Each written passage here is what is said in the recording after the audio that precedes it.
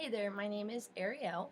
The moment of literacy I'm going to discuss today is the connection between what I enjoy doing as a reader and writer to how it was established as a young person for me. Growing up, my grandparents played a big role in my life. After school, I was fortunate enough to have my grandparents live close enough to pick me and my siblings up, and we would go hang out with them for the evening.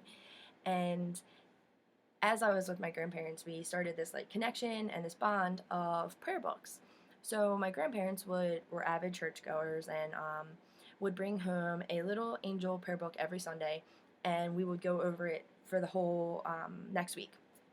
So basically, inside the prayer book had little prayer poems, and at that age my grandmother and I would go through. She would allow me to read what I was able to read to her, and then she would read back the prayer, and we would discuss and analyze and dissect the poem about like what it was saying and the meaning behind the poems.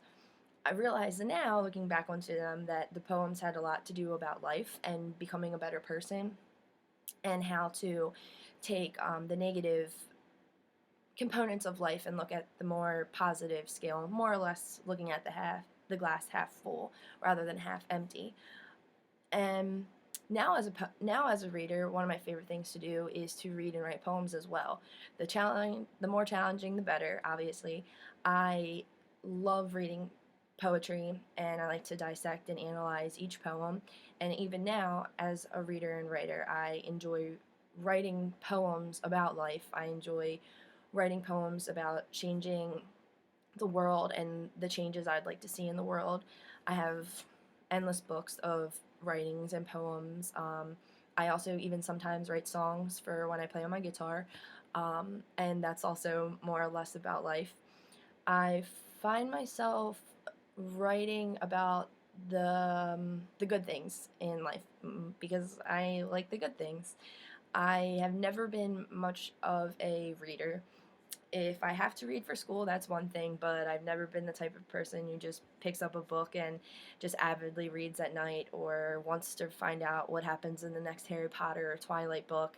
I unfortunately cannot connect on that level. I like to read about the brain, and recently I've been more interested in the heart, so that kind of connects to my career path because of nursing school.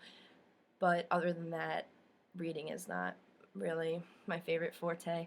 Um, but other than that, writing and reading really has shaped me, and I've never really realized just how much you do grow as a person, and the person you become is really rooted and established in your childhood. You really are a product of your environment. So I'm fortunate enough to have had a really hardworking family, and even more fortunate to have the grandparents that I had to first instill reading and writing in me, but also to instill that you can read and write and do that in a positive manner, because first off it relieves stress, and second off you can read back at your writing and really see a difference that you're making in both yourself and in the writing that you are making. So yeah, that's pretty much it.